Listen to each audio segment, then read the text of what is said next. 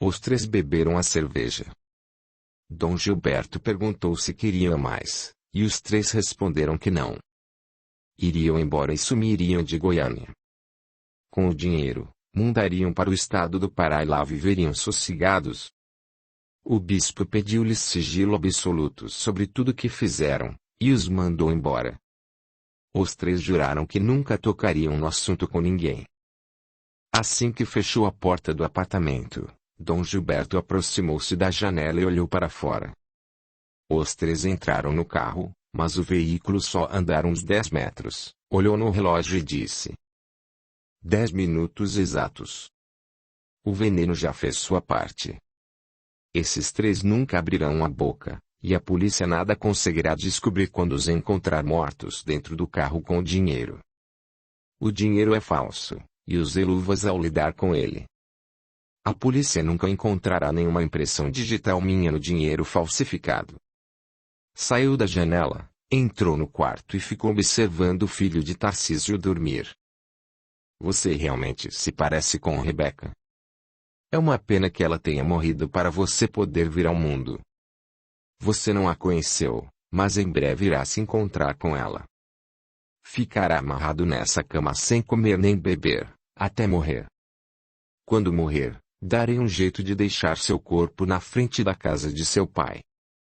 Só que antes irei torturar o seu papai um pouquinho, disse Dom Gilberto, gargalhando em seguida. Deixando o quarto, foi até a cozinha, abriu a garrafa de refrigerante que levara e colocou veneno dentro dele. Pôs a tampa na boca da garrafa, bateu nela para que se fixasse melhor e a depositou na geladeira. Deixou o apartamento e retornou a Brasília. Neide abriu a porta com a chave que possuía, encontrou Teófilo dormindo no sofá, e Tarcísio, de olhos fechados, parecia rezar. Tocou no ombro dele e o chamou. Tarcísio abriu os olhos e, olhando no relógio, verificou que eram 7 horas da manhã. Chamou o sogro e pediu-lhe que fosse deitar um pouco em sua cama. Teófilo disse ao genro que não iria dormir, e pediu a Neide que fizesse um café bem forte para eles. A campainha tocou, e Tarcísio, ao abrir a porta, permitiu que o delegado Faustino e alguns policiais entrassem. Faustino perguntou se os sequestradores tinham telefonado. Ainda não, informou Tarcísio. Bem, estes 2 policiais vão grampear seu telefone. Faustino disse algo aos policiais, e os homens aproximaram-se do aparelho telefônico e começaram a trabalhar. Um outro policial indagou a Neide onde os sequestradores tinham entrado, e o que haviam tocado, e passaram a procurar impressões digitais. Teófilo telefonou para o senador e informou ao político o que havia acontecido. Quando Matilde acordou, telefonou para Maria Elise e inteirou-a do sequestro. Você poderia falar com Fabiana, Maria Elise? Perguntou Matilde. Talvez ela queira mandar alguém para fazer uma matéria. Depois, Matilde telefonou para Clara e Kleber e contou aos 2 o que ocorrera com Diogo. Ruivo apareceu com um repórter de uma emissora de TV, e outro de uma emissora de rádio, ao vivo, informaram em primeira mão o sequestro de Diogo Tarcísio, filho do viúvo Tarcísio. Maria Elise apareceu com sua mãe. A colunista fez a matéria, que sairia no jornal no dia seguinte. Durante a manhã, a casa de Tarcísio encheu-se de gente. No início da tarde, Lucrécia, Amanda e Dom Gilberto chegaram à casa. Lucrécia aproximou-se de Tarcísio, e em voz alta disse: Que tipo de pai você é? Não presta nem para cuidar de seu filho direito. Inventa de viajar para o exterior e deixa uma criancinha pequena aos cuidados de uma moça incompetente.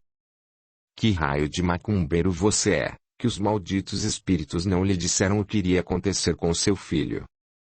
E agora fica aí, calmo e sereno, quando deveria estar desesperado por seu filho ter sido sequestrado.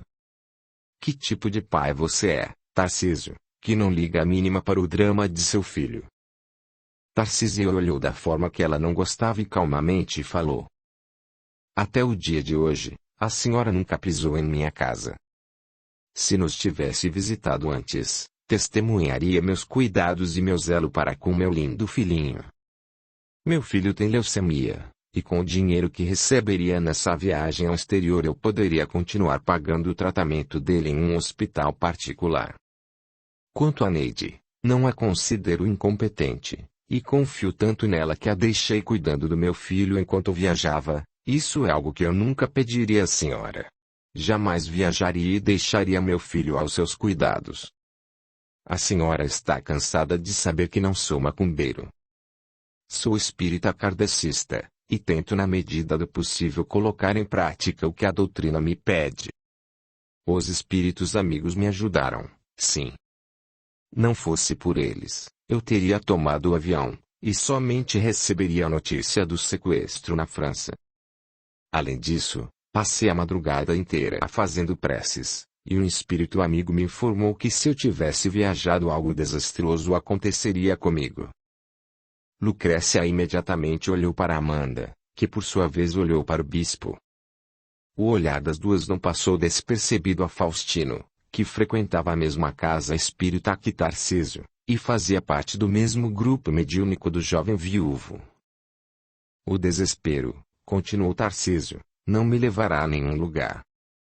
O Espiritismo me ensinou que antes de desesperar-me devo ser forte e tudo enfrentar com serenidade, pois a serenidade permite que me mantenha em prece, e dela angare as forças que necessito para não sucumbir durante as tempestades da vida. Desesperar-me seria apenas sofrer mais do que já estou sofrendo. Sofro em silêncio porque a dor que sinto agora é grande demais, e não poderia ser expressada por nenhum choro, por nenhum desespero. Se a senhora pudesse enxergar o meu coração nesse exato momento, veria como é grande a minha dor.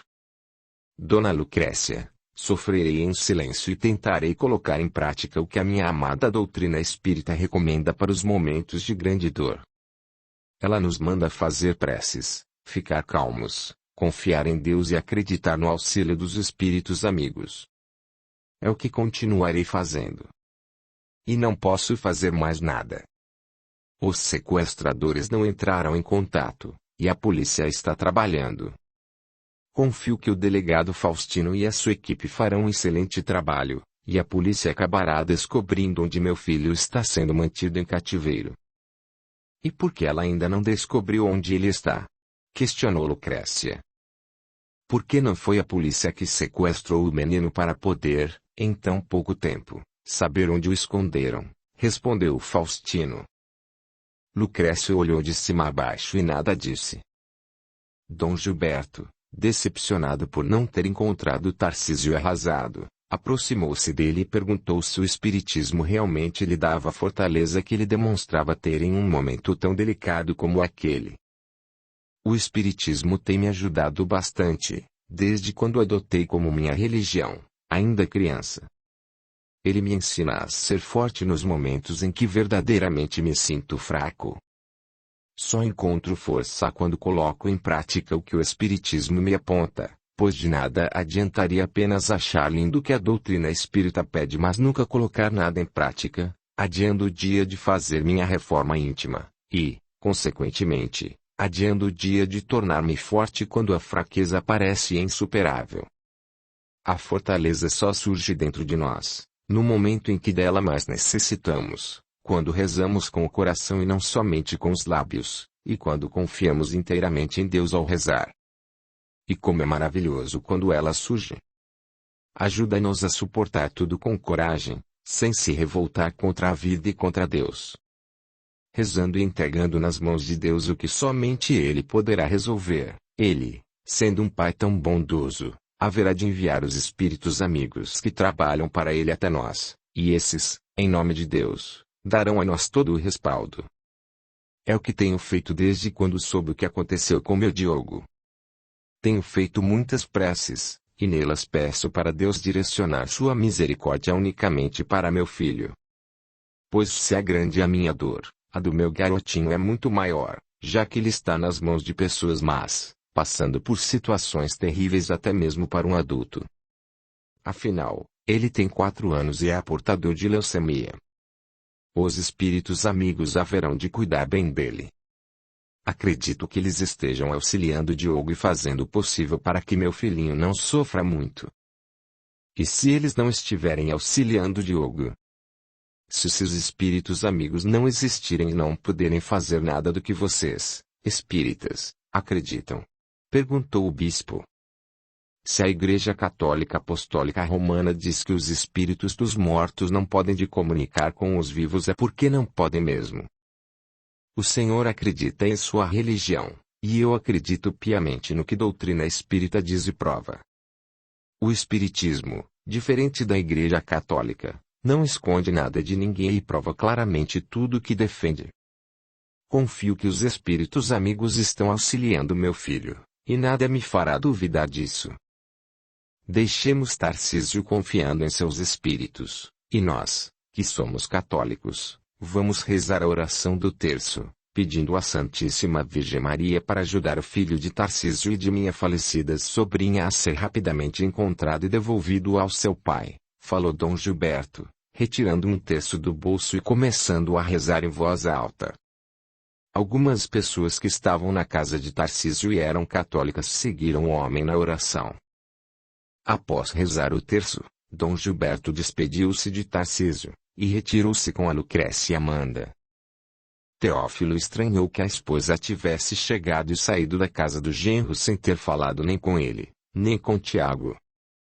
Dentro do carro, Dom Gilberto entregou a chave de seu apartamento de Goiânia para Amanda. Ela deveria ir até Goiânia a verificar como o filho de Tarcísio estava. Preste bem atenção, observe se não há ninguém seguindo-a. E já sabe o que fazer com a criança. Encarou-a.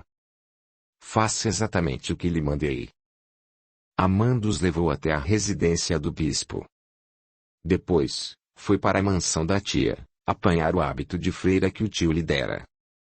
Entrando no carro, deixou a mansão. Logo que se viu na rodovia que a levaria para Goiânia, verificou se não estava sendo seguida. Quando se assegurou de que não havia nenhum carro por perto, mudou a marcha e acelerou. Ao chegar ao apartamento em Goiânia, entrou. Vestiu o hábito de freira e foi até o quarto em que Diogo estava. Encontrou o filho de Tarcísio chorando. Ao vê-la, Diogo, com voz fraca, disse: "Por favor, ajuda eu. Tô com muita sede e com fome. Uma mulher ruim me roubou da casa do papai e me deixou aqui sozinho, amarrado. Tem dó de mim, me dá um pouco de água. Eu tô morrendo de sede." Amanda lembrou-se das ordens do tio. Não lhe dê água nem comida. Mas ele estava morrendo de sede. Ficou com pena dele e foi até a cozinha buscar água. Diogo bebeu a água com muita vontade, depois pediu: "Desamarra eu e leva pra casa do meu papaizinho. Eu tô com muita fome e muito fraquinho. Papai tá viajando, mas a Neide vai me dar comida e depois vai me levar no hospital, pra eu fazer o tratamento da minha doença. Daí eu fico forte de novo. Desamarra eu, por favor." "Não posso desamarrá-lo. Já lhe dei água. Agora tente dormir um pouco, que a sua fome passa. Dormindo você não vai saber que está com fome." "Já dormi muito e já chorei muito. Eu tô com fome e quero ir pra casa. Eu sei o número do telefone da minha casa." Falou o número para Amanda, que ficou espantada ao constatar que naquela idade o garoto já sabia o número do telefone de sua casa. "Meu paizinho me fez aprender o número. Daí, se um dia eu me perdesse era só falar o número do telefone para alguém. Telefona para minha casa. Pede para Neide vir me buscar." "Você não tem telefone?" "Seu pai não viajou. Ele está em sua casa, muito preocupado com você. Não posso fazer o que você quer. Tente dormir. Durma, que é a única coisa que lhe resta fazer." Amanda levantou-se da cama. "Não me deixe aqui sozinho de novo. Pelo menos traz alguma comida. Tô com muita fome. Se você não me der comida vou acabar morrendo. Tem dó?" Amanda nada respondeu. Deixou o quarto, e da sala escutava o menino chorar. O choro foi ficando desesperador. Ela aproximou-se da porta e, sem ser vista por ele, ficou olhando ele chorar. Rebeca aproximou-se de Amanda, assoprou na prima e com lágrimas nos olhos disse: Amanda, ele está com fome, e está sofrendo. Tenha compaixão. Diogo é apenas uma criança. É filho do homem que você diz amar perdidamente. Ajude o filho desse homem e estará ajudando o homem por quem é apaixonada. Ajude Diogo. Ajude Diogo. Ajude Diogo, pedia insistentemente. Amanda, recebendo as palavras de Rebeca, pensou ser Diogo o filho do homem que ela desejava conquistar.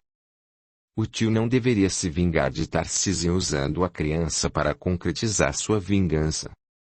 Sim, daria algo para Diogo comer. Iria ajudá-lo. O tio não descobriria mesmo. Foi até a cozinha e procurou nos armários e na geladeira, não encontrou nenhum alimento. Dentro da geladeira só havia uma garrafa de refrigerante laranja. Deixou o apartamento e procurou uma panificadora perto do edifício. Comprou alguns pães, um pedaço de queijo e 2 iogurtes. No apartamento, preparou 2 pães com 2 fatias de queijo e os colocou em um prato. Levou a comida para Diogo, juntamente com os 2 iogurtes. No quarto, desamarrou-lhe apenas os braços, e o mandou comer. Depois, saiu e fechou a porta à chave. Pôs a chave dentro do bolso do hábito, deitou no sofá e acabou adormecendo. No dia seguinte, acordou com o bispo chamando-a. Acorde, garota, são 9 horas da manhã. Abriu os olhos e deparou com ele e com sua tia Lucrécia. Amanda, por que o trancou dentro do quarto? Onde está a chave? Perguntou o bispo. Tranquei-o porque desamarrei os braços dele para que pudesse comer um pouco.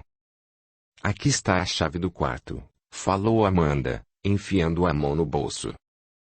Audiolivro realizado pelo canal Surya Chand Audiobook. Ao receber a chave das mãos dela, Dom Gilberto deu-lhe uma forte bofetada no rosto. Disse-lhe para não o alimentar nem dar-lhe água. Da próxima vez que lhe mandar fazer alguma coisa, obedeça. Amanda olhou com raiva. Ele estava com sede e com fome. Implorou para que eu lhe desse água e o alimentasse. É apenas uma criança, tio Gilberto. Sei que é apenas uma criança, e pouco me importa isso. É filho de Tarcísio. Morrerá de fome e sede para que sua morte seja uma eterna tortura ao seu pai. O senhor não disse que ele precisaria morrer. Falou-me apenas que o iria sequestrar, e após alguns dias devolvê-lo ao pai. Depois, tia Lucrécia entraria na justiça, solicitando uma ação de guarda e responsabilidade, e o advogado que o senhor comprou daria um jeito de tia Lucrécia ganhar a guarda de Diogo. Nada foi dito sobre matá-lo, comentou Amanda. Acontece que sua tia Lucrécia só ganharia a guarda do menino se você tivesse cumprido sua parte no aeroporto, e o delegado que eu paguei encaixasse Tarcísio como traficante de drogas. Na cadeia, ele não teria condições de ganhar a ação de guarda e responsabilidade na justiça. Infelizmente, o que pretendíamos não deu certo, e Tiago acabou sendo prejudicado à toa. Se você tivesse conseguido colocar aquela mala cheia de drogas nas mãos de Tarcísio, teríamos como alegar na justiça que Tarcísio e Teófilo, como traficantes, tinham viciado Tiago. Como o plano das drogas não deu certo, decidi que se o filho de Tarcísio morrer, o pai receberá um golpe muito maior do que o que receberia com as drogas. Portanto, Diogo morrerá para que Tarcísio sofra, esclareceu o bispo. Tio Gilberto, isso não está correto, se Diogo morrer. Cale-se, Amanda, Dom Gilberto a interrompeu. Retorne imediatamente para Brasília. Não precisa mais ficar tomando conta do menino. Suma da minha frente e não conte nada para ninguém. Caso contrário, a próxima a morrer será você. Amanda apanhou a bolsa que havia jogado sobre o sofá e deixou o apartamento, batendo a porta. Dom Gilberto, inserindo a chave na porta da fechadura, abriu-a e entrou. Lucrécia entrou atrás dele. Vocês vieram levar eu para a casa do meu papai? Perguntou Diogo. Lucrécia, que desde o dia do enterro nunca mais tinha visto o neto, ao olhá-lo levou um susto. Ele era a cópia viva de Rebeca. Encarando-o, pensou que se ele não tivesse nascido sua filha ainda estaria viva. A culpa da morte dela tinha sido de Tarcísio, que a engravidara muito cedo, e do neto, que matara sua filha na hora do parto. Que morresse, e que fosse parar no inferno. Pouco lhe importava o que o irmão iria fazer com ele. O espírito da filha, ao tomar conhecimento dos pensamentos da mãe, horrorizou-se, olhando para Felipe tristemente, inquiriu.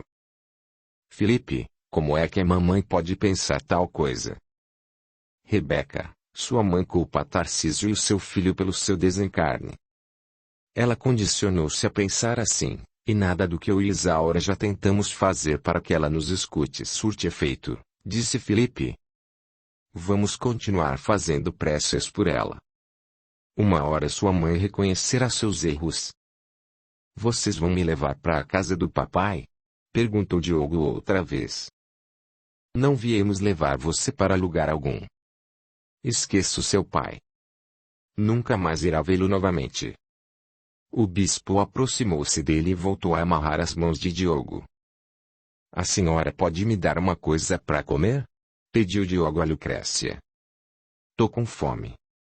Aquela moça que veio aqui me deu comida, e não apareceu mais. Tô com fome e com sede de novo. Lucrécia nada respondeu. Felipe assoprou nela, colocou o indicador na fronte de Lucrécia e fez a mulher recordar que era a avó da criança. Mesmo não gostando de Diogo, deveria tentar alimentar o neto de alguma forma. Lucrécia deixou o quarto e sentou no sofá da sala. O irmão a seguiu. Gilberto, temos de alimentá-lo. Ainda que não goste do pai dele nem dele, a criança é meu neto. Eu sugiro que nós compremos alguma coisa para ele comer e beber. Desamarramos as mãos dele, o deixamos no quarto e regressamos para Brasília. Depois, não mais retornaremos aqui por uns 2 dias. Até lá, ele já terá morrido de fome, de sede, ou por causa de sua leucemia. Se lhe dermos algo para comer agora, não ficarei com minha consciência pesada. Felipe assoprou sobre o bispo e sussurrou em seu ouvido para que acatasse a sugestão de Lucrécia. Depois, encostou-se na parede e ficou observando Dom Gilberto. Concordo em dar-lhe apenas comida. Nada de água. Ele ficará sem beber, disse o bispo, imaginando que mais cedo ou mais tarde alguém haveria de dar o refrigerante da geladeira para Diogo beber. Lucrécia disse que iria até a panificadora próxima ao edifício. O bispo foi até a cozinha. Pegou os pães e o resto do queijo que Amanda deixara dentro da geladeira, e jogou tudo no lixo. Fechou o registro d'água, colocou um abridor de garrafa sobre a pia, e dando uma olhada para a geladeira, sorriu diabolicamente. Passados 20 minutos, Lucrécia entrou no apartamento. Tinha comprado uma fatia de bolo confeitado e 2 sanduíches. Entrando no quarto com o bispo, colocou o que comprara no chão. O bispo desamarrou as mãos de Diogo e o mandou comer. Disse ao menino que aquele seria o último alimento que ele receberia. Deixou o quarto com a Lucrécia. Fechou a porta por fora e manteve a chave na fechadura. Os dois foram até o estacionamento do edifício. Logo que entraram no carro, o bispo avisou Lucrécia que iriam diretamente para a casa de Tarcísio. Diogo, vendo-se com as mãozinhas livres, tentou outra vez desamarrar o nó da corda que prendia suas perninhas. Não conseguindo, pulou até perto dos alimentos. Sentou-se no chão e começou a comer com as mãos. Depois, levantou-se com cuidado, pulou até a porta do quarto e mexeu no trinco da porta. Percebendo que a porta não abria, começou a bater nela e a gritar por socorro. gritou e bateu na porta até cansar-se. Sentou no chão e começou a chorar. Vendo o filho chorar, Rebeca aproximou-se dele e o abraçou. Filipe estendeu as mãos sobre a cabeça da criança e lhe aplicou um passe magnético. Depois, sussurrou no ouvido de Diogo para recordar a prece que Tarcísio lhe tinha ensinado.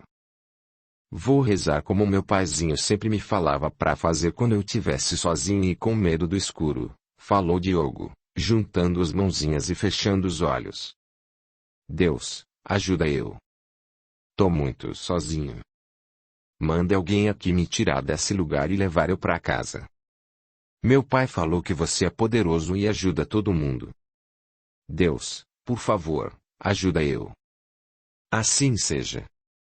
Amém. Após a prece, saiu pulando até a cama. Deitou-se e chorou até dormir. Rebeca, vá até a casa de Tarcísio verificar como ele está. Eu ficarei cuidando de Diogo. Rebeca agradeceu e saiu volitando para Brasília. Ao chegar à casa em que fora feliz com o marido, encontrou Tarcísio sentado ao lado do telefone, olhando para o aparelho na esperança de que ele tocasse.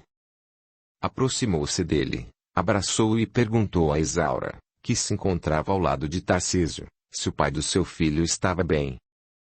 Observe-o e descobrirá como ele suporta a imensa dor que dilacera seu coração, comentou Isaura. Farei isso, Isaura, respondeu Rebeca, olhando para Tarcísio e pedindo a Deus que o ajudasse. O telefone tocou. Tarcísio imediatamente atendeu. Trocou algumas palavras com o delegado Faustino e desligou. Eram os sequestradores? Perguntaram Teófilo e Matilde ao mesmo tempo. Não.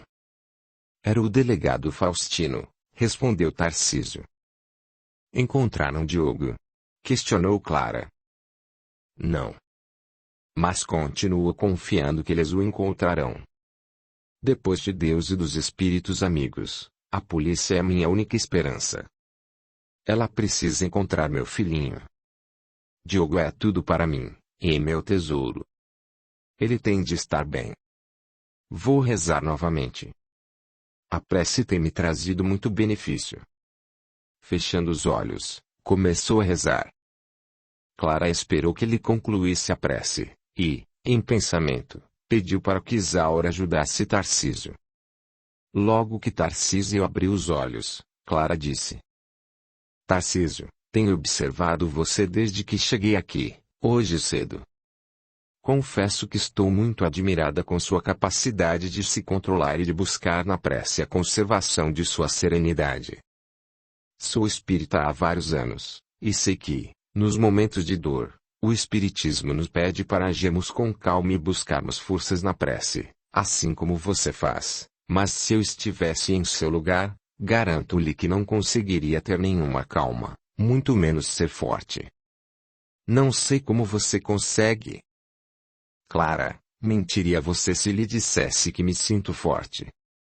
Posso parecer forte a todos vocês, mas por dentro sinto meu coração dilacerado. Experimento uma dor tão forte que somente as preces podem aliviá-la um pouco. Estando sempre em prece, não penso na dor, e não sinto vontade de entregar-me ao desespero. Porém, sufoco os sentimentos que querem me deixar desesperado, e assim sofro mais ainda, porque sempre que sufocamos algum sentimento, ele brota dentro de nós com mais intensidade. É quando penso no sofrimento que o meu filho deve estar enfrentando. Só de pensar no padecimento dele, minha dor triplica de intensidade, e choro por dentro. Chorar por dentro é 1000 vezes pior do que extravasar o sofrimento em lágrimas. Com as lágrimas, costumamos colocar para fora parte da dor que sentimos. Mas não deixar que isso aconteça. Se eu fraquejar e me entregar ao pranto, sou capaz de jorrar lágrimas até desfalecer. E não posso desfalecer, porque preciso rezar por meu filho. Então, sufoco essa dor, e tento ser forte mesmo reconhecendo estar muito fraco. Amo Diogo mais que tudo, e, em nome desse amor, preciso encontrar forças para que, ao ouvir minha prece, Deus alivie o sofrimento do meu filhinho, Não meu, falou Tarcísio, esforçando-se para não chorar. Clara deixou uma lágrima despontar de seus olhos, imaginando ser mesmo imensa dor que o atormentava, e ainda maior esforço dele em não deixar essa dor se expandir exteriormente, porque tinha de controlar-se, a fim de rezar em intenção do filho. Ele era o exemplo de um bom espírita, e esperava um dia ser tão boa como ele. Tarcísio, porque em suas preces não tenta sintonizar-se com o plano espiritual, e através de sua mediunidade pergunta a Isaura onde Diogo está. Interrogou Matilde. Já fiz isso, minha irmã.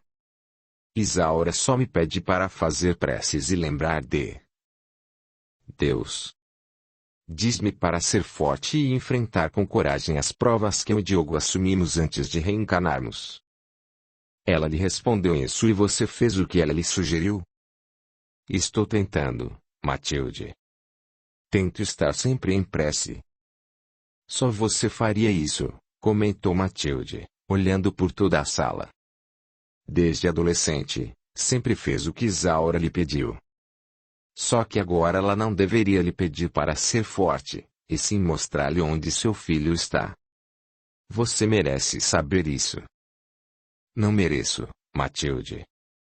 Não sou diferente de nenhum outro encarnado para que os espíritos concedam-me privilégios que outros não têm.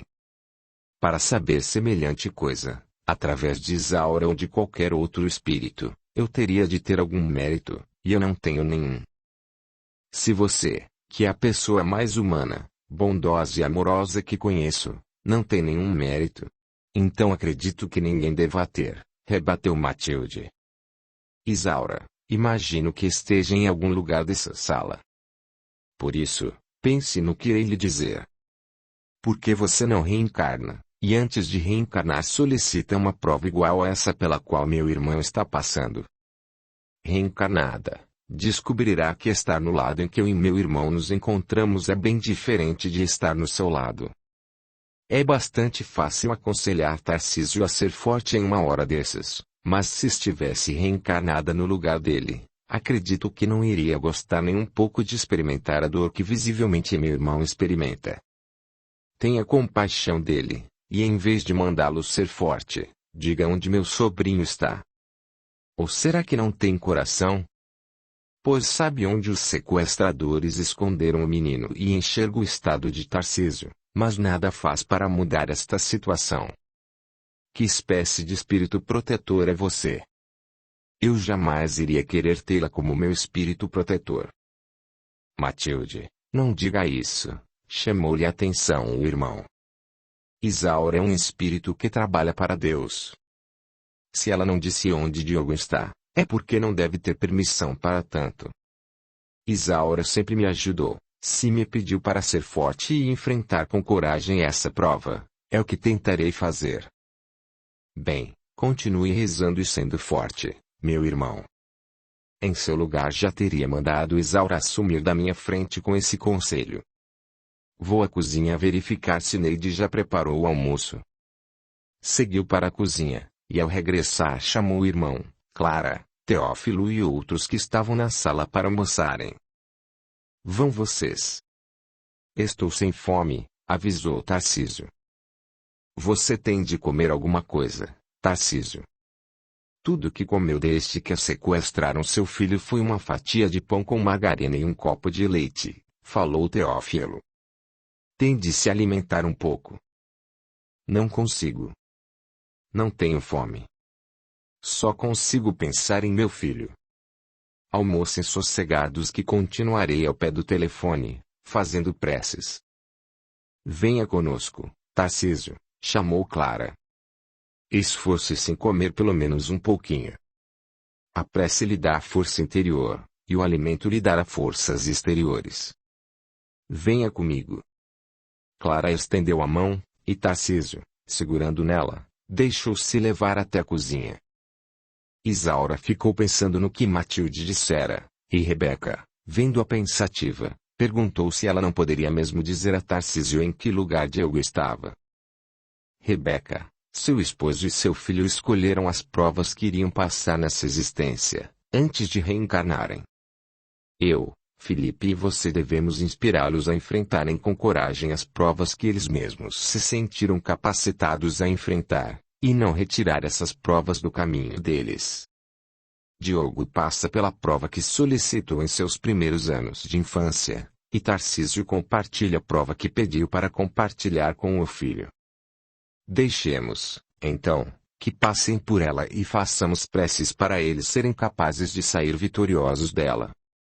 Hoje os dois precisarão muito de nossas preces, falou Isaura, começando a rezar. Rebeca fez o mesmo.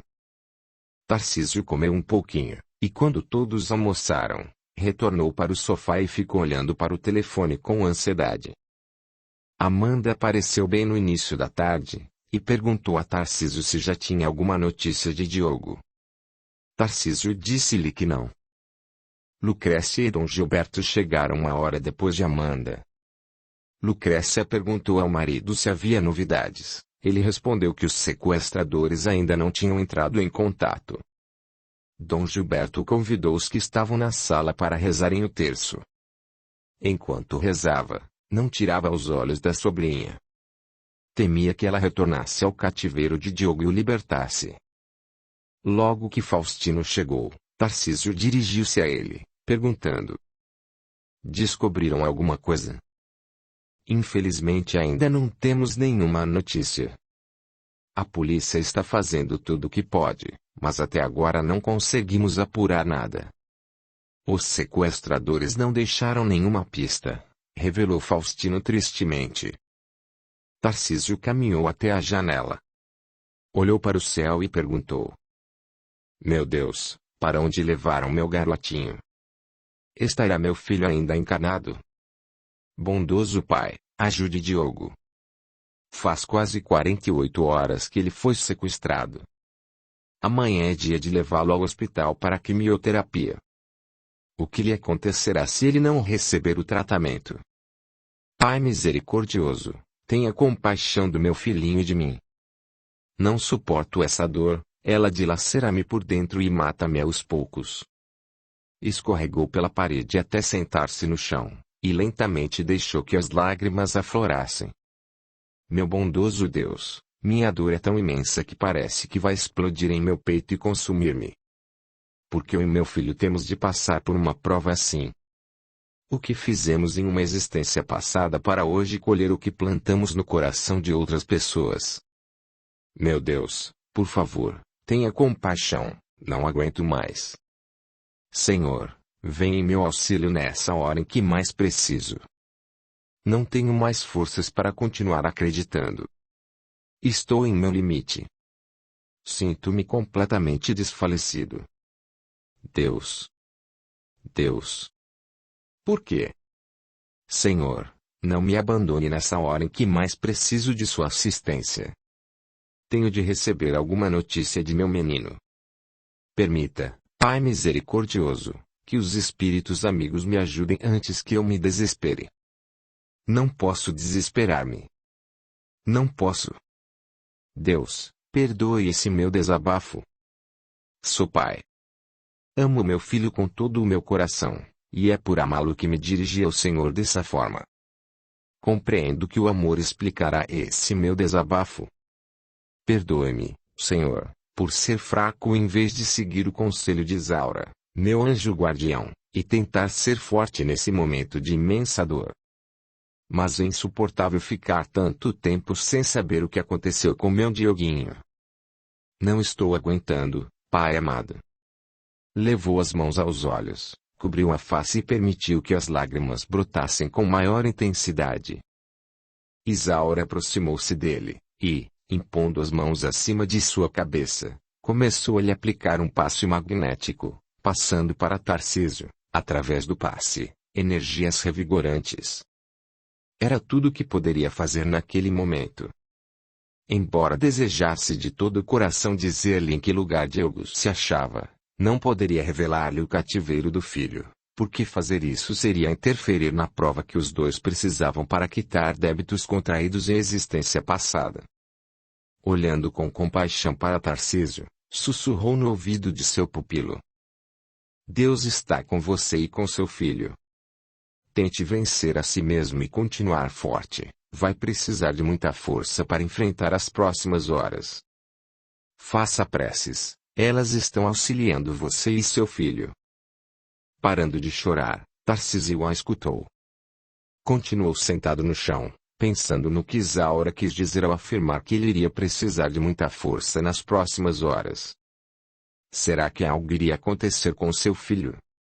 Melhor não pensar nisso, e concentrar-se na prece. Tinha de rezar como jamais fizera em toda a sua vida. Dom Gilberto, vendo que Tarcísio continuava cobrindo o rosto com as mãos, acreditou que o jovem rival estivesse em grande desespero e alegrou-se. Até que enfim aquele arrogantezinho demonstrara ser igual aos demais homens, e caíra em desespero. A dor que ele deveria estar sentindo por não saber o paradeiro do filho começava a sangrar de verdade. Haveria de sangrar bastante e destruí-lo de vez quando recebesse a notícia de que seu querido menino morrera de fome e de sede. Mas, pensando bem, por que esperar se poderia naquele instante fazer a ferida jorrar um pouco mais de sangue? Aproximou-se de Tarcísio e disse: Finalmente você revelou que tem coração, e demonstrou estar sofrendo. Só que seu desespero soou para mim mais como uma prece. Onde estão os espíritos que não vieram até você e lhe revelaram o paradeiro de seu filho?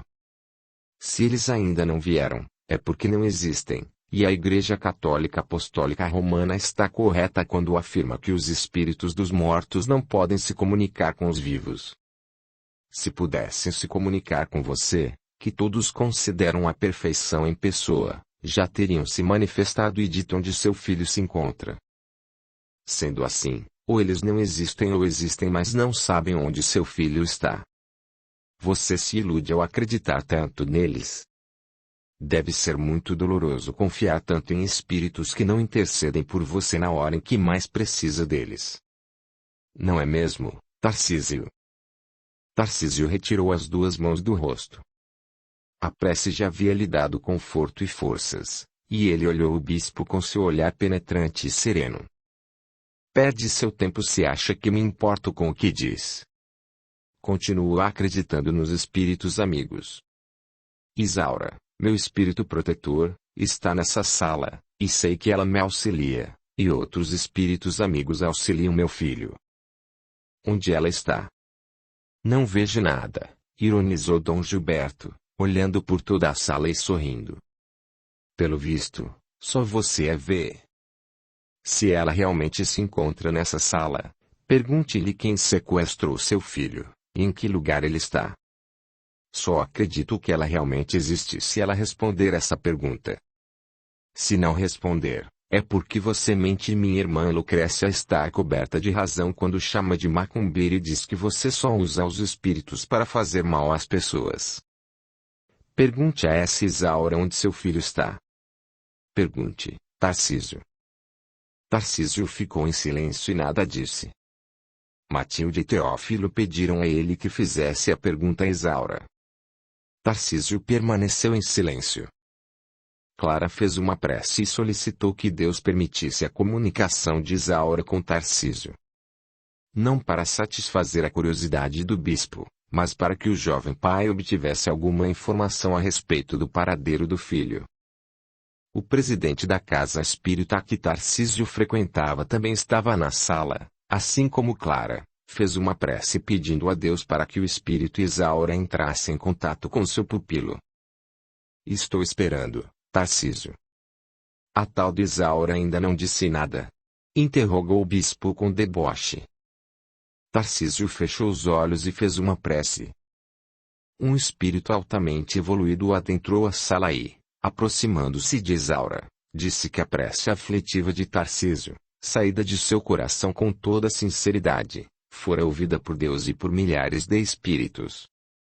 Ao saberem que Tarcísio, na presente existência, superava-se bastante e era fiel aos compromissos assumidos antes de reencarnar, intercederam por ele junto a Deus, que o enviara para comunicar a Isaura que ela tinha permissão de empregar uma metáfora a fim de informar a Tarcísio a resposta à pergunta do bispo. Isaura soprou em Tarcísio e disse algo no ouvido do viúvo, Ele entendeu as palavras dela, e, abrindo os olhos, encarou Dom Gilberto e falou. Isaura me disse que algumas pessoas fazem perguntas já sabendo as respostas. Dom Gilberto arregalou os olhos e deu um passo atrás. Acabara de ter a confirmação de que o espiritismo estava coberto de razão quando mencionava que os mortos se comunicam com os vivos. A forma como ele reagiu ao escutar Tarcísio não passou despercebida ao delegado. Amanda, aproximando-se de Tarcísio, pediu-lhe para repetir a resposta que o espírito dera ao seu tio. Tarcísio o fez, e ela imediatamente olhou para o tio, que a encarou com expressão séria. Amanda abaixou a cabeça. Faustino, ao notar o olhar dos dois e pensar na resposta que o espírito dera ao bispo por intermédio de Tarcísio, deduziu que o bispo ou Amanda talvez tivessem alguma informação sobre o menino. Iria ficar de olho nos dois. A tal da Isaura lhe mandou dizer isso. Francamente, Tarcísio. Está na cara que ela não sabe onde seu filho está, debochou Dom Gilberto. Se eu fosse você, renegaria esse maldito espiritismo e me tornaria católico. Faria uma promessa para Nossa Senhora Aparecida, prometendo a ela visitar o seu santuário em Aparecida do Norte, levando seu filho consigo todos os anos, se ela ajudasse a polícia a descobrir onde seu filho se encontra. Tarcísio, dando-lhe as costas, apanhou o seu Evangelho segundo o Espiritismo, abriu e leu em voz alta. Fez uma prece. E depois sentou-se perto do telefone, na esperança de que os sequestradores entrassem em contato. Acredite nessa bobagem o quanto quiser, zombou Dom Gilberto. Já tentei pôr juízo em sua cabeça, fiz o que pude. Lucrécia, vamos embora. Antes de deixar a casa, olhou ameaçadoramente para Amanda, fazendo-a compreender que ela não deveria cometer nenhuma bobagem. Assim que entrou no carro e Lucrécia colocou o automóvel em movimento, Faustino mandou um policial segui-los durante 24 horas, sem perdê-los de vista. Depois, voltou para a sala e não parou de observar Amanda. Amanda, por sua vez, ficou olhando para Tarcísio e pensando na prece que ele fizera ao chorar. A dor dele deveria ser muito grande. Ao ouvi-lo dirigir-se a Deus do modo como fez, deu-se conta de que o sofrimento daquele jovem pai era imenso. Acompanhava os passos de Tarcísio desde que o vira, pela primeira vez, no estádio do colégio em que ele estudara. Quando Tarcísio ficou viúvo e se desdobrou em cuidados para com o filho, descobriu como era grande o amor dele por Diogo. Ela amava Tarcísio de forma avassaladora. Se por acaso alguém sequestrasse Tarcísio e ela não pudesse jamais ter alguma notícia dele, mesmo que o viúvo não a amasse, haveria de sofrer horrivelmente. A dor de não vê-lo, mesmo de longe, haveria de matá-la. Tarcísio deveria estar sentindo uma dor dessas. Iria fazer algo por ele. Ainda tinha a chave do apartamento de Goiânia.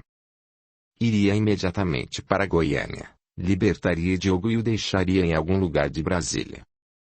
Amanda deixou a casa de Tarcísio, entrou no carro e começou a dirigir. Faustino a seguiu sem que ela o visse. O espírito que havia chegado à casa de Tarcísio despediu-se de Isaura e de Rebeca, e saiu volitando. Vamos, Rebeca. Retornemos com urgência para onde seu filho e Felipe estão, chamou Isaura, atravessando a parede. Rebeca a seguiu, e as duas saíram volitando. Capítulo 31. Envenenado. Ao chegar à rodovia que a levaria para Goiânia, Amanda acelerou o veículo e não percebeu que um carro parado no estacionamento de um posto de gasolina começou a segui-la. Dentro desse carro encontravam-se Dom Gilberto e Lucrécia. Não disse que ela seria capaz de ir ao apartamento em Goiânia para alimentar Diogo. Falou o bispo, triunfante. Bem, vou deixá-la entrar no apartamento. E quando estiver dando comida para aquele moleque, eu apanharei de surpresa e lhe darei uma surra. Depois, tranco-a no banheiro por um dia inteiro. Vai aprender a me obedecer. O bispo passou a falar do que ainda pretendia fazer com Tarcísio após ele receber a facada final. Os dois riam sem parar, e estavam tão empolgados como o futuro padecimento do jovem viúvo que o bispo, esquecendo-se do conselho que dera a Amanda, não verificou se era seguido. O delegado Faustino seguiu dentro de um carro com mais 2 policiais, e um outro carro da polícia vinha atrás do de Faustino, com mais 2 policiais. Chegando ao edifício, Amanda foi direto para o apartamento. Ao notar a chave na fechadura, abriu a porta do quarto. Quando a viu, Diogo pediu-lhe água. "Vou tirar você daqui. Depois lhe darei água", disse Amanda. "Eu tô com muita sede. A mulher que veio aqui com um homem me deu comida, mas não deu água não. Dá você água pra mim. Tô com muita sede." "Vou buscar água para você", falou Amanda. "Depois que você beber, nós sairemos daqui." Dom Gilberto abriu a porta do apartamento, e, ouvindo a última frase da sobrinha, fez sinal para Lucrécia não entrar ainda, e fechou a porta com cuidado para que não fizesse barulho. Amanda foi até a cozinha. Isaura e Rebeca a seguiram. Amanda abriu a geladeira, e só avistou refrigerante laranja. Pegou um copo, abriu a torneira e nada de sair água. Olhando em volta, não encontrou nenhum filtro. Então, decidiu pegar o refrigerante e dá-lo para Diogo beber. "O refrigerante não, Amanda." "Não o dê a Diogo", gritou Rebeca para a prima. Amanda não assimilou o que Rebeca lhe disse. Pegou o refrigerante, encontrou o abridor de garrafas em cima da pia e com ele abriu a tampa, que saiu facilmente. Retornou para o quarto, e ao colocar o refrigerante dentro do copo, Rebeca bateu no braço dela, mas o copo não caiu. "Não dê para Diogo, Amanda." "Não deu refrigerante para meu filhinho", gritava Rebeca. "Acalme-se, Rebeca. Faça preces pelo seu filho. Logo ele estará com você", revelou Isaura. Esta foi a prova que Diogo escolheu para ressarcir seus débitos. Rebeca começou a chorar. Felipe, aproximando-se dela, abraçou-a. Amanda entregou o copo a Diogo. O menino, recebendo-o, bebeu um líquido. Pediu mais um pouquinho, e assim que o bebeu devolveu o copo a ela. "Obrigada, moça", agradeceu Diogo. "A senhora é muito boazinha. Agora, pode levar eu para casa do meu papazinho." "Você leva eu, por favor, leva." Amanda começou a desamarrar a corda que prendia as perninhas dele. "Que pensa que está fazendo?" perguntou Dom Gilberto, entrando no quarto. Amanda assustou-se ao ouvir a voz do tio. Encarou o homem e disse: "Vou levá-lo para a casa do pai. Sou contra a sua decisão de matar a criança de fome e sede." O plano não era esse. Tarcísio está sofrendo muito. Fiquei com muita pena dele. Ele já sofreu demais com a morte de Rebeca, e acho que sofreria até a morte se o seu filho morrer. Não suporto ver Tarcísio assim. Vou ajudá-lo." Dom Gilberto deu um forte tapa na face direita da sobrinha. "Sua tola sentimental. Você está com pena de Tarcísio porque é apaixonada por ele. Quer salvar o filho dele, e em vez de fazê-lo acabou matando a criança." O bispo gargalhou. "Você deu um refrigerante envenenado para ele beber. Deixei-o na geladeira certo de que você, ou talvez Lucrécia, acabaria sentindo dó da criança e dando a bebida para o menino. Idiota, você matou o filho de Tarcísio com suas próprias mãos." Voltou a gargalhar. Faustino entrou no quarto com os policiais gritando: "Polícia! Não se mexam! Estão todos cercados."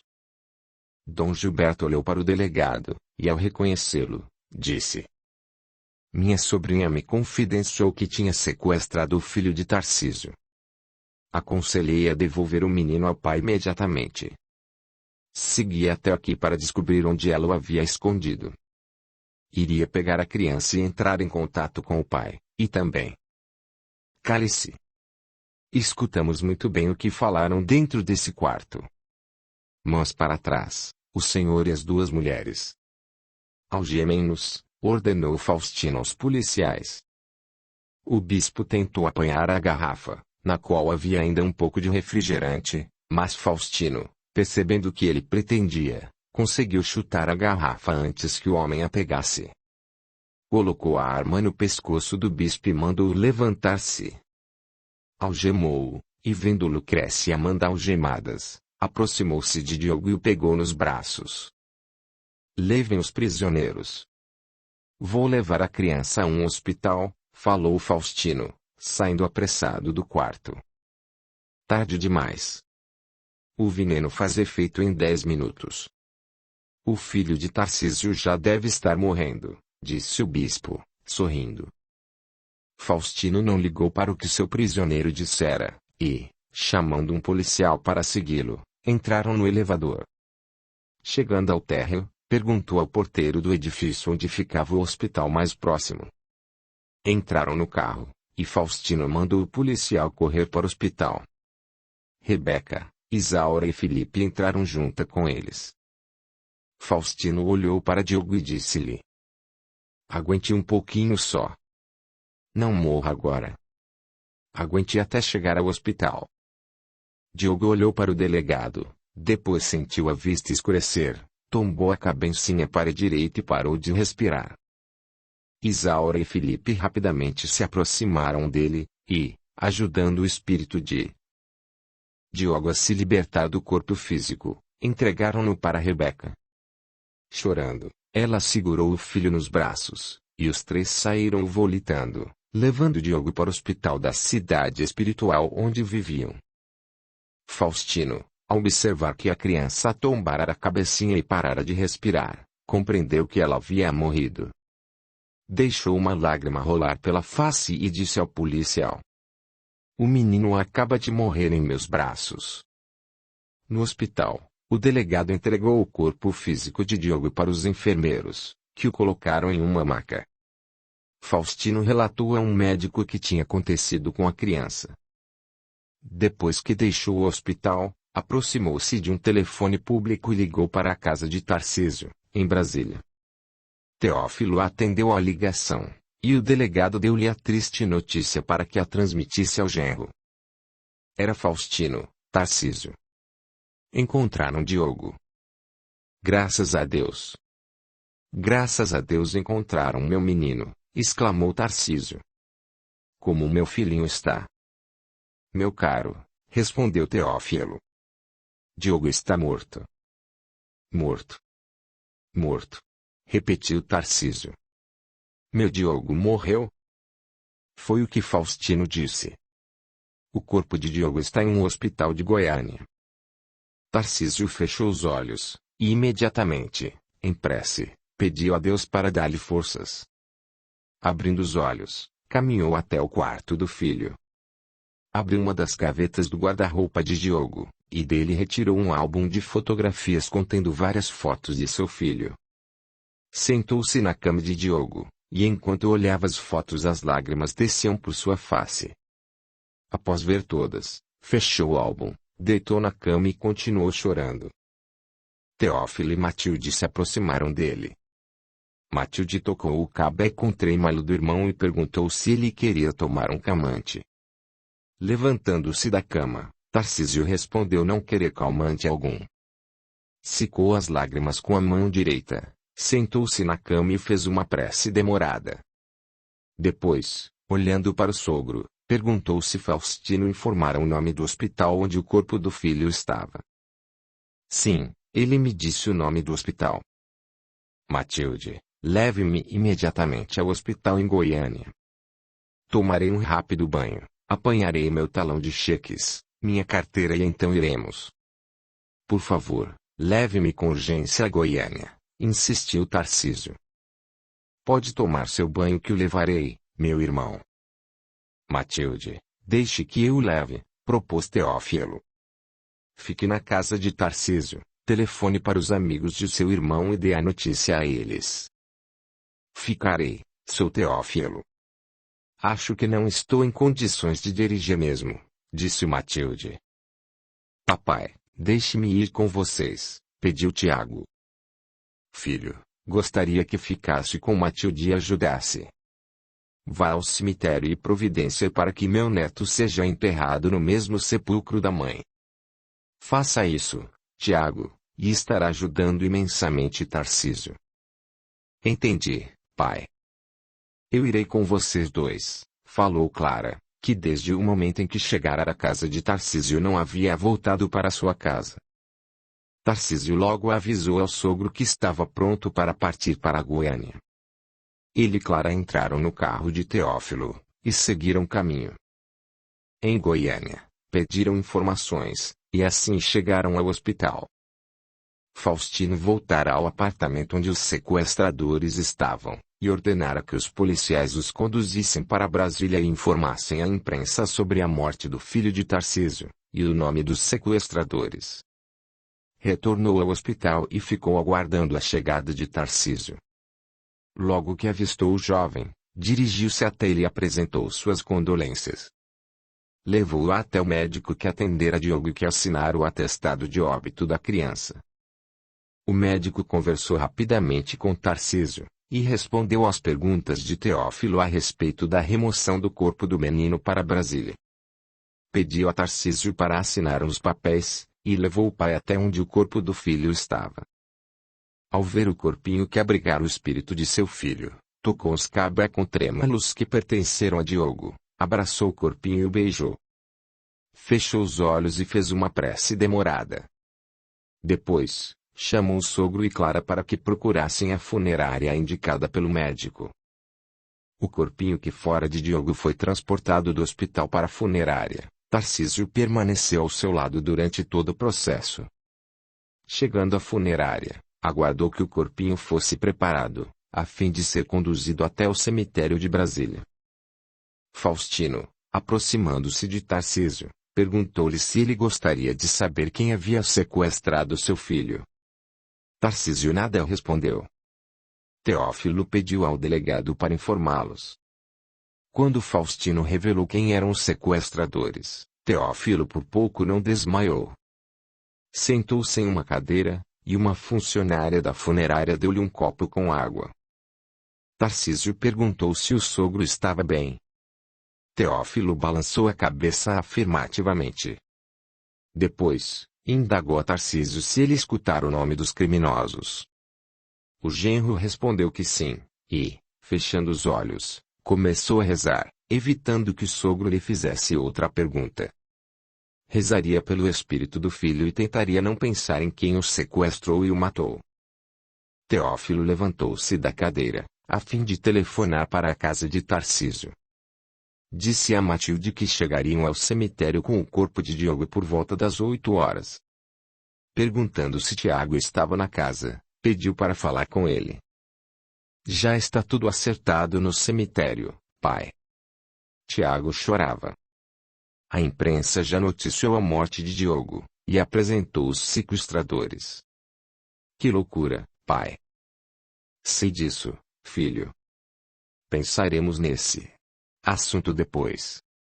Tarcísio lhe pede para levar o seu exemplar de O Evangelho segundo o Espiritismo ao cemitério.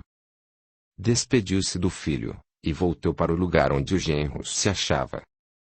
Quando o agente funerário falou que o corpinho de Diogo já estava preparado para a viagem, Tarcísio pediu para ir ao lado do esquife. Entrou no carro da funerária, colocou a mão sobre o esquife e começou a rezar.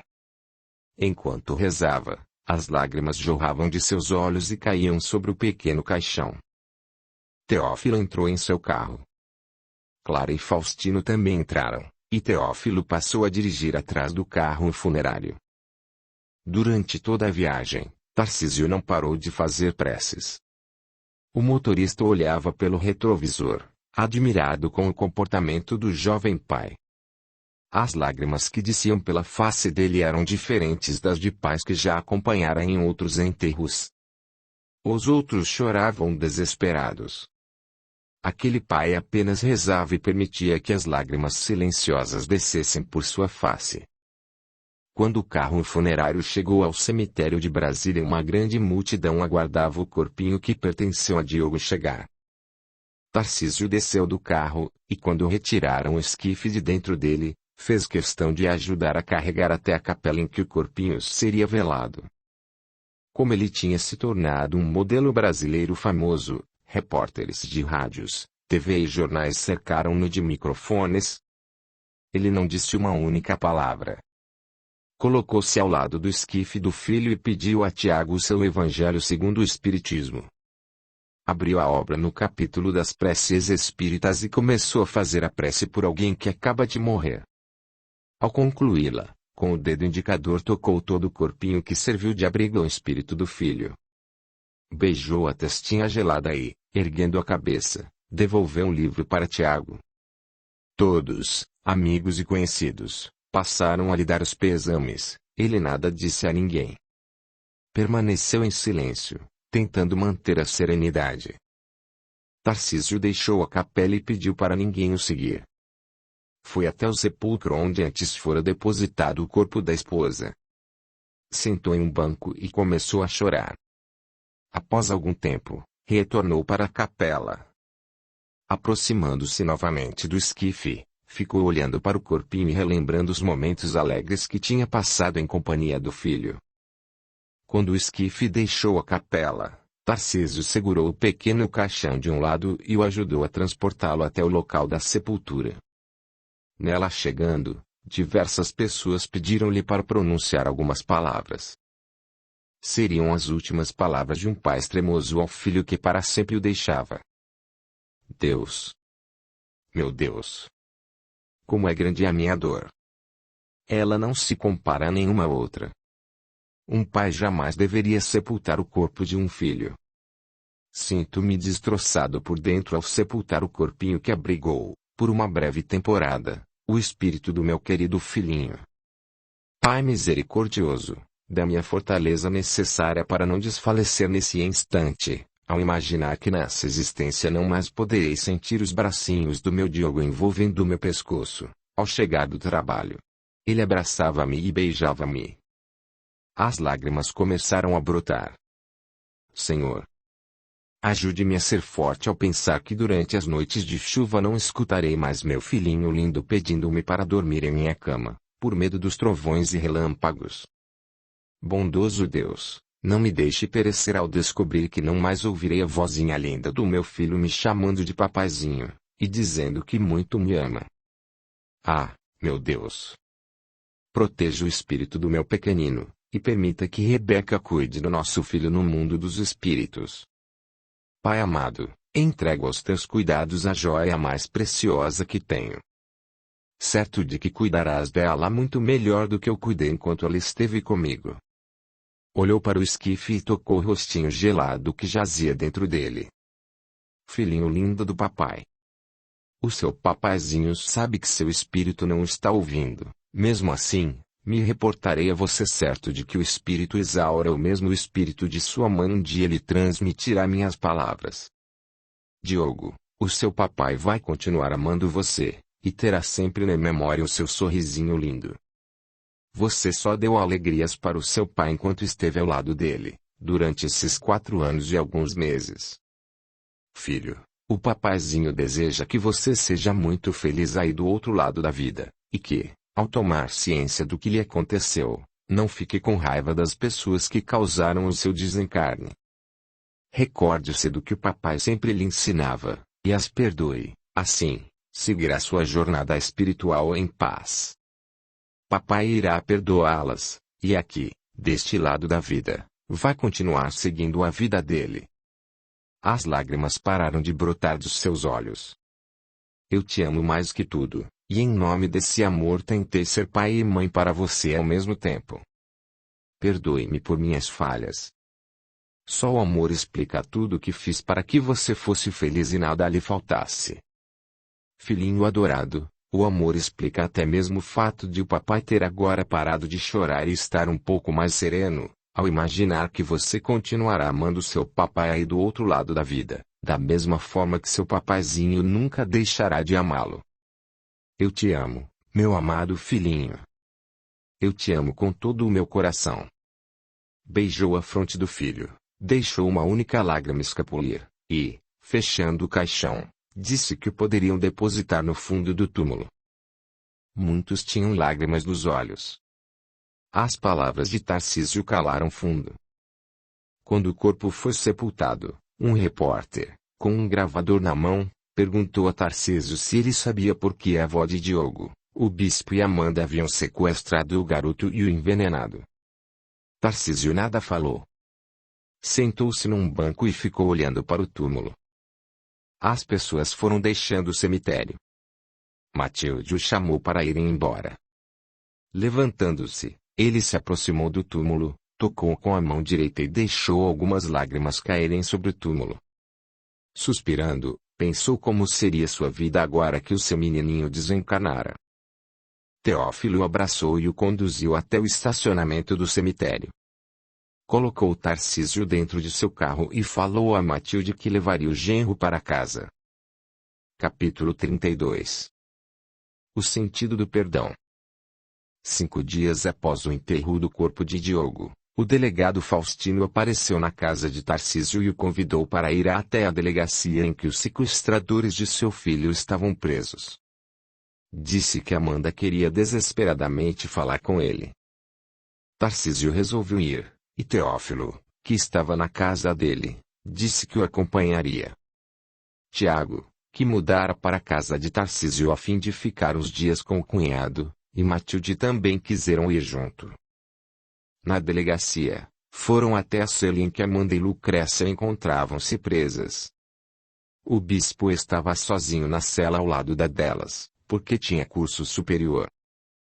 Ao ver Tarcísio, Amanda pediu que ele se aproximasse da cela. Tarcísio fez o que ela pediu. A moça, contemplando-o, disse: Tarcísio, me perdoe. Eu não tive nada com o sequestro do seu filho, muito menos com a morte dele. Fui aquele dia a Goiânia porque sabia onde seu filho estava, e lá chegando tentei ajudá-lo. Gostaria que não me odiasse e me perdoasse.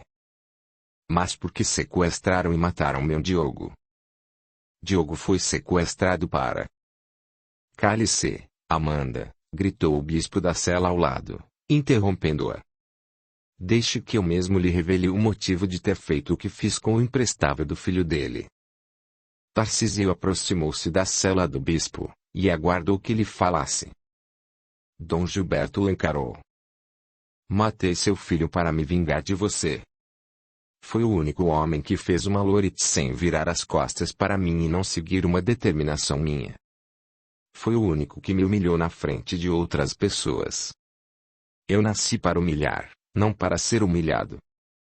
Você não passa de um moleque, e eu sou bispo, e um grande empresário gaúcho. As humilhações que me fez passar não poderiam ficar por isso mesmo.